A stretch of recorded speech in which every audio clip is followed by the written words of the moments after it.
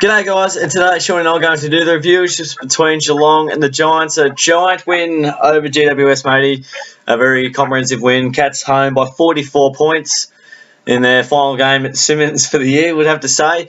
And look, the Cats cement themselves in the top two, and they will play, as we now know, Richmond at the MCG in a few weeks' time, and that'll be a massive clash, no doubt, which we'll discuss at the end of the review. Cats took the Giants to town, good start, and it was all downhill from there for the Giants, and we sort of really put the pedal to the metal in the third term and got a win we, deserved. So it was a good even performance from all the guys, and we're both there with you and the fan, Bam. And how'd you see the game, mate? Yeah, definitely, mate. It was really pleasing, wasn't it? I mean, that was a big game, huge for us to finish second, even though it didn't really matter in the end, but we'll probably talk about that a bit later on. But yeah, the game itself was great. We played some really impressive footy, probably as good as we moved the ball by both hand and foot, really. Just general ball movement was as good as we've seen, and against a quality team was great. The intensity around the ball was there, tackling pressure. We swarmed those Giants really well. That was super impressive, but yeah, I was just wrapped that we came out and played in that sort of manner with that intent. We looked to take the game on. There was plenty of run and dash, and we did step up. A few players that we needed to step up certainly did, and particularly at half time, the game was on the line. The Giants had worked their way back in the second term, and that third quarter was just outstanding. We played with great spirit, and I think our running patterns were as good as I'd sort of seen. I mean, just the way we could manoeuvre the handball through their zone via the stoppage, which they do really well. So, yeah, I think I was just really pleased with the attitude that they brought and the intensity. When we're tackling like that, and when we've seen it a few times, particularly at Simmons Stadium, when we bring that tackling pressure, the crowd's up, we kick a goal, we just ride that wave of emotion, and I think it was certainly as good as I'd seen us run and carry the ball, and we were just really impressive from that aspect, I think, and did really stop the Giants playing the game they'd like to play. At times they sort of got it going, but we certainly know that when they get rolling, they're very tough to beat, but I think we definitely outdid them in that way. They talk about the orange tsunami. Well, certainly the way we ran the ball in waves was far more impressive and damaging than what they could produce on the night. But yeah, it gives you a little bit of hope, as you said, coming into finals. It doesn't hugely change the thought process, probably just gives me a bit more confidence that we can do it when it matters and in a big game. But certainly the test will be doing it and replicating it on the MCG. But what were your thoughts, mate? I mean, it was good to see that game, and good there at the end too, to be there for Mackie and Lonergan's send-off, which we didn't expect, but sometimes you just luck out, and it worked out nicer than at the game. But what did you think of it all, mate? Yeah, I guess they're pretty similar thoughts, and when we saw at the game, the goal from Duncan to start us off, you could tell immediately once he kicked it. He just gave a big come on to the crowd, and you just felt it meant so much to him, and he was wanting to win for us, and it was so good to see him pumped. And you loved that moment as well, and we just absolutely nailed it off the boot. He was pumped, and that early on the Giants sort of got on a slight bit of a roll, kicking the first few amongst goal for goal. But look, after that, we really sort of put the ascendancy and momentum onto the scoreboard. We moved the ball really well, and sort of that third quarter as well, where it was basically a game won and lost in the first term, and also in that third quarter where we really just applied the clamps and got our game going to probably the best level we've seen this year, taking into account opposition and recent form and how we've gone against teams this year. But yeah, again, super wrapped with the tackling, especially when the Giants and other teams have played, when they get on that run, that transition, and we have that tackle in the middle of the ground, which creates a turnover. We're at our best when we're doing that, and I felt we did a lot of stopping of their run and carry, which obviously that's what you want to do against the Giants. If you can do that, I think they're a side that when the conditions are well and what's Sam Pang's nickname, the orchid. I reckon the Giants have got a bit of orchid about them sometimes. So it's a bit of a big call, but look, when it comes to absolute tough brutality, I reckon they rely on their talent a bit too much at times. I'm being a bit of a Paul Roos here, just saying they're a bit of a Ferrari, but when it comes to real hard, tough footy, sometimes they are left wanting, and other sides, i.e. Sydney, the Crows, Geelong, against the Giants in recent times, they've really sort of shown them the way, and they just know how to stop their run when they bring that frenetic pressure, which the sides I've just mentioned have been able to do against the Giants, which stops them playing the way they want to play. It's uncomfortable for them, but really bring pressure like that to any side, and it doesn't make it easy, but it's about the systems you got in place to deal with that sort of pressure and how you go about it from there. But look, our defence is absolutely amazing at the moment. Against Richmond, I don't think we conceded more than 9 goals, 8 goals against the Giants. Pies kicked 3 goals after quarter time, I guess in the game last week, and I think they kicked 9 goals for the game. So we're doing all right on the scoreboard ourselves, and then keeping oppositions to really low scores is a good trademark of a really good side, albeit a couple at Simmons, one at the G. As you know, a lot with the premiership teams, they call them, they're able to score your 15 goals a game, or your 14 to 16 goals a game, and keep oppositions to that 60, 70 point mark. So look, we've been really impressive, and our defence probably doesn't get the plaudits it deserves. We just set up really well behind the footy, which has been a hallmark over a number of years, and certainly in show last night when we were watching on. Just made the most of our chances. I felt really, really potent going inside 50, and I felt we were pretty dangerous when we did go inside 50. Hawkins back is a big reason for that. We've got a focal point, and then we've got players that can sort of, reap the rewards from him creating contests and just being that big man to kick to. So contested possession is a big one too, plus 24, massive. So around the coalface when it counted, when it mattered, we had a big tick next to our name, and just a really good all-round performance, mate. Very pleased with how everyone went. Good, solid contribution from basically everyone, which is what we want. Yeah, definitely, mate. No, it was very pleasing. Moving into the votes, and it's going to be tough. I could leave out a massive name. I don't know, but see how we go here, mate.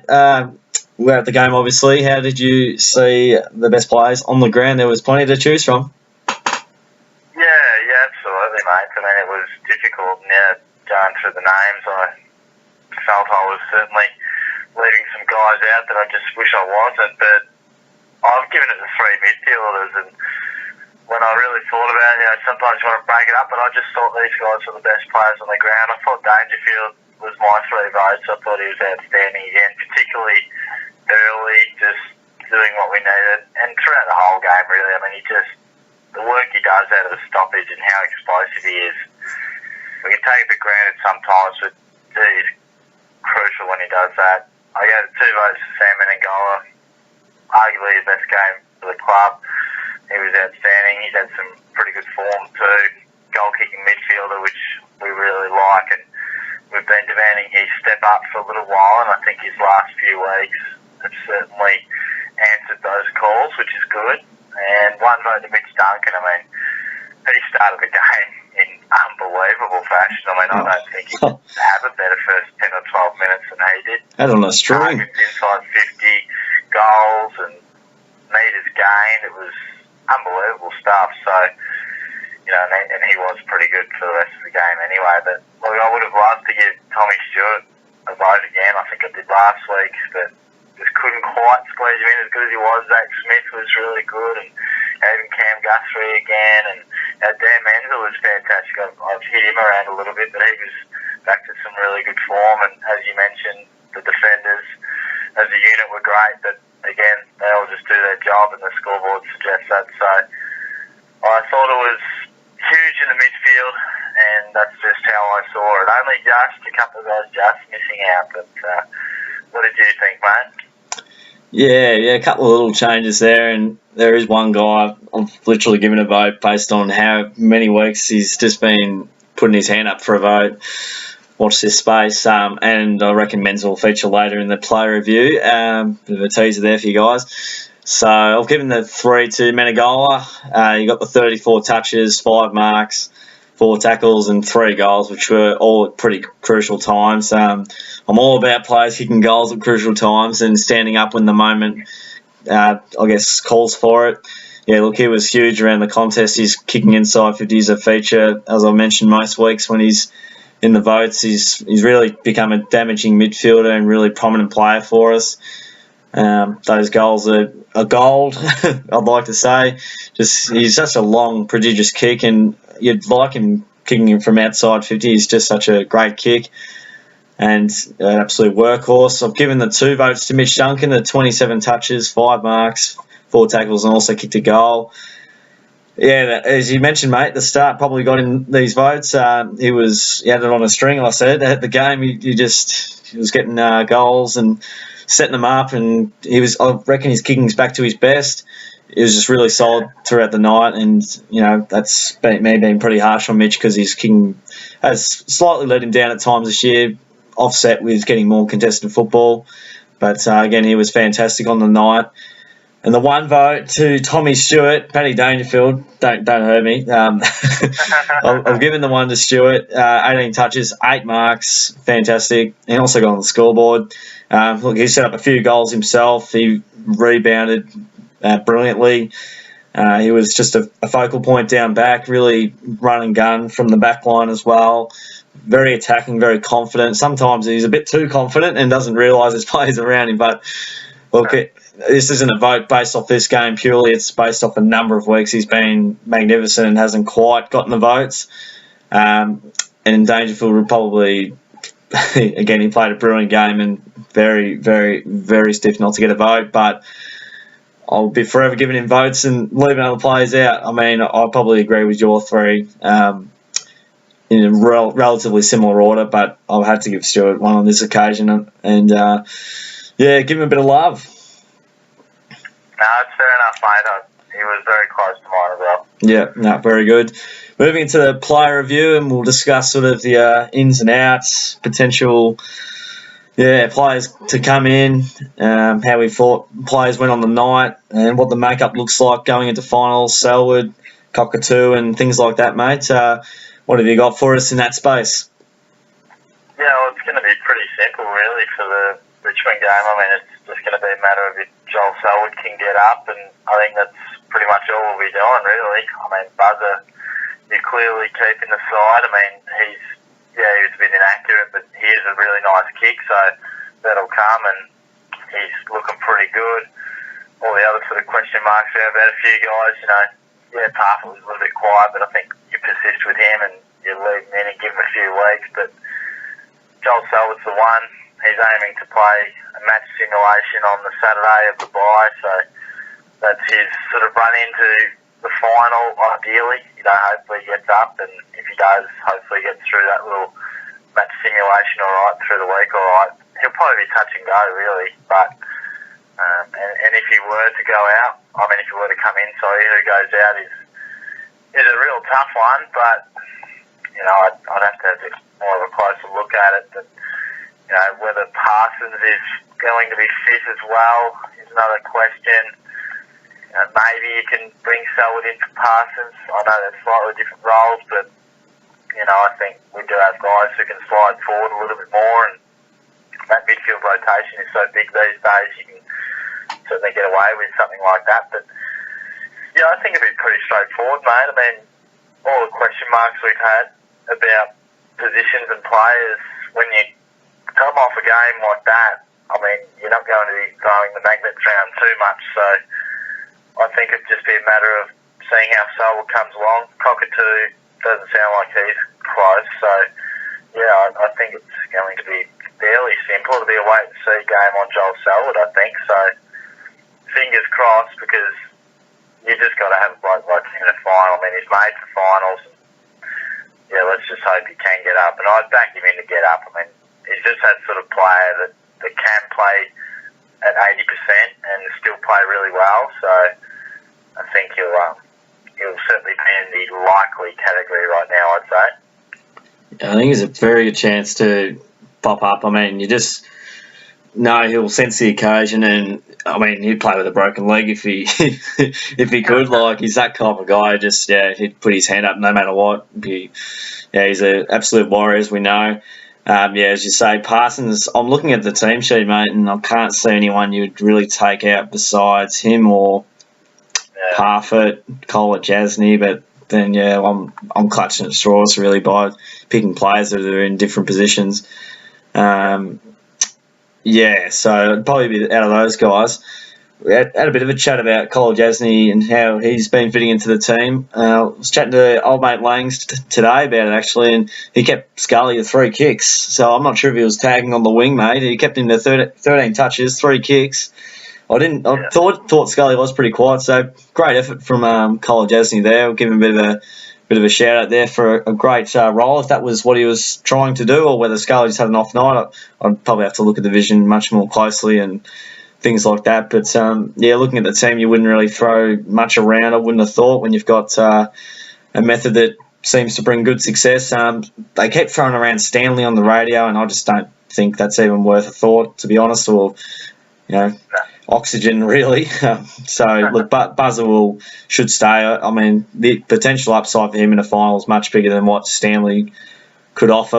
As we've discussed in the past, even in a normal regulation game, when you can compare the two, you just pick Buzzer because he could kick 5 and boot one from 70 and do all sorts of things, and he's just a real contested sort of mongrel type setup that you really need in a final. It's all that contested footy and just really being able to win those one-on-ones and have some real presence about you, which I think Buzzer has much more so than Stanley, and Stanley doesn't really offer that much, and he's a supposedly great athlete. We just don't see much of it, and probably isn't quite what we need. So we'd certainly keep Buzzer there, and Motlop probably got a pass score or a pass mark for last night, do you think?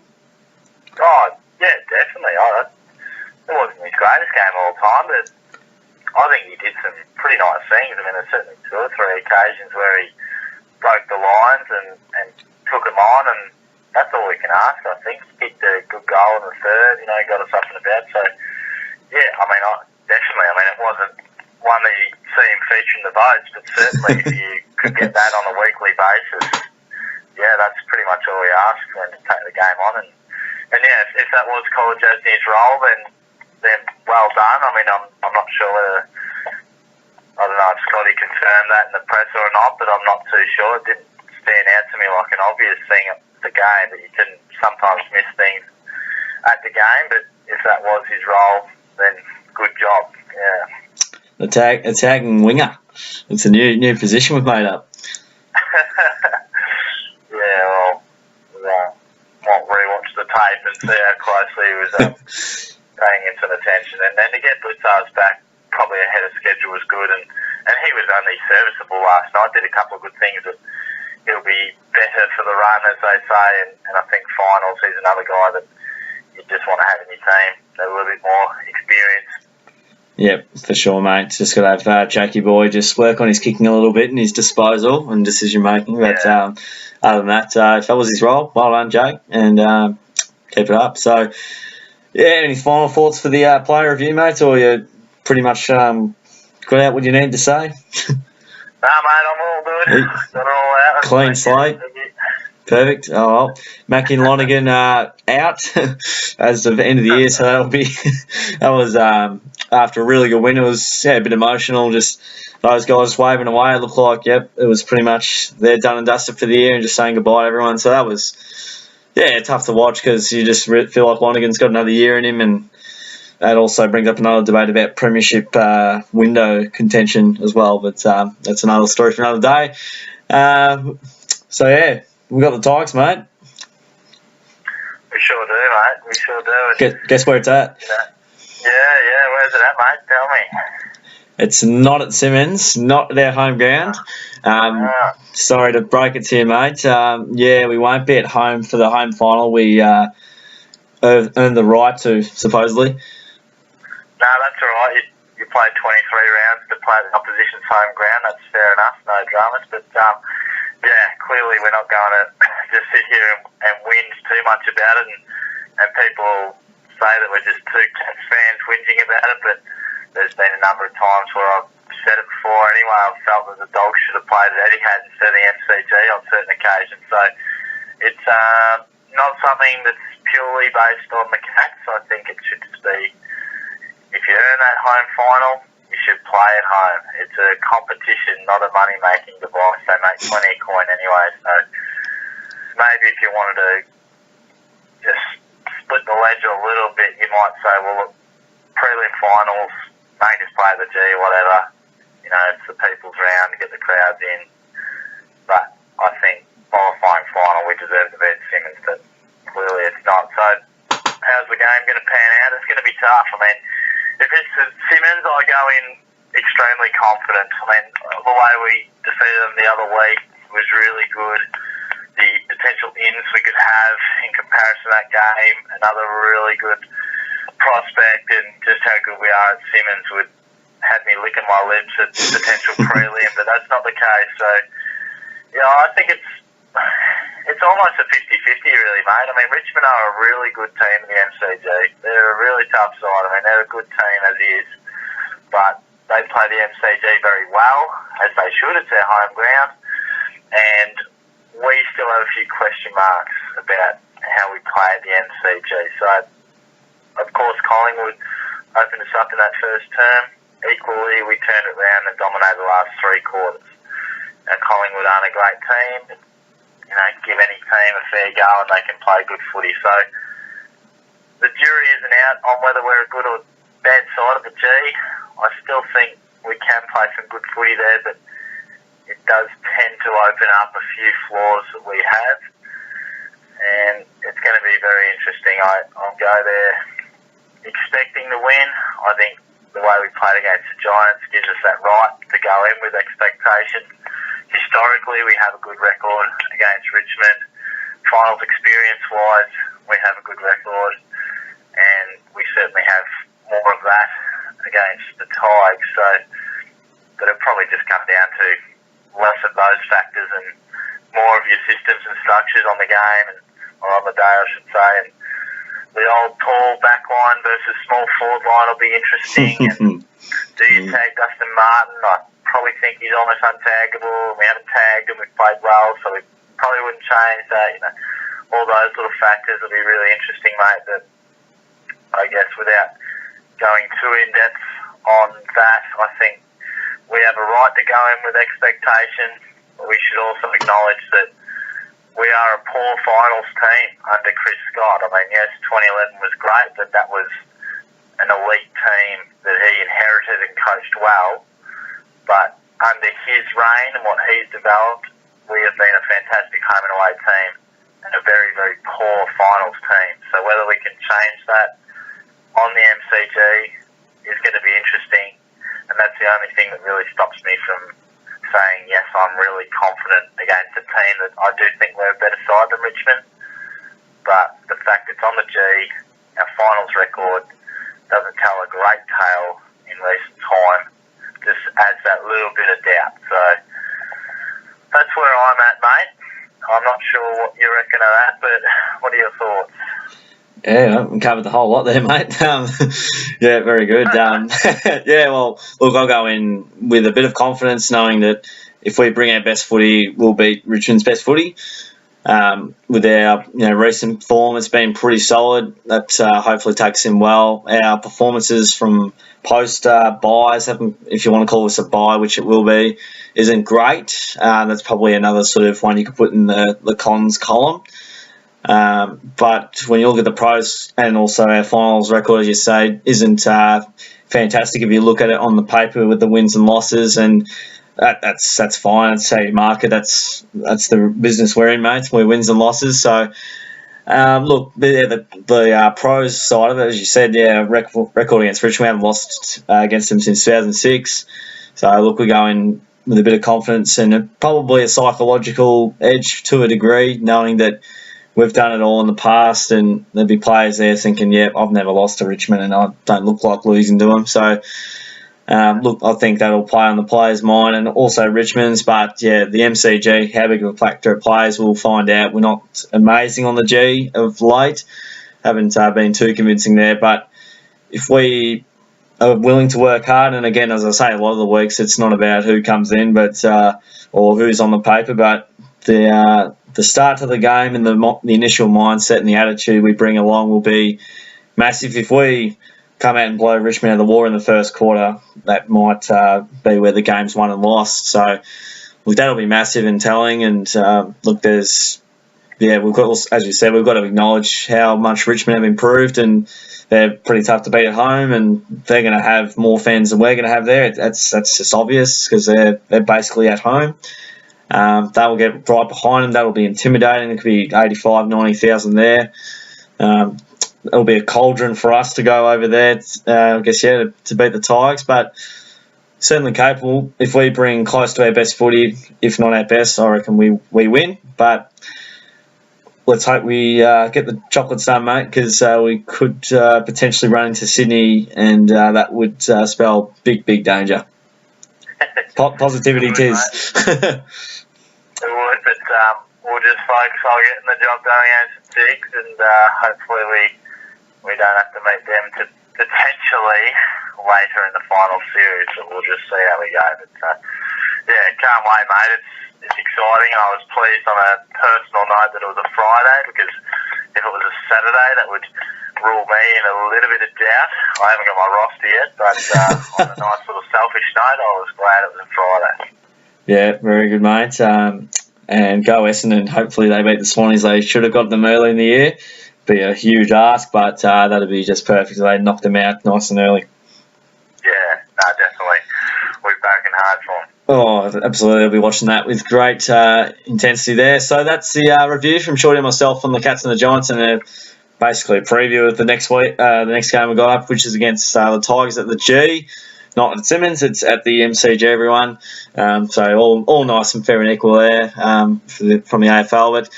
But that's it from us. Feel free to just stick around for these reviews, which will be coming thick and fast. Hopefully we've got a few reviews through the final series, and hopefully some positive ones as well, and a few wins on the board would be great. And yeah, all aboard the journey, the Cats Mobile, and we'll hopefully talk to you guys pretty shortly. Thanks for sticking around. Like, subscribe as well, it'd be great.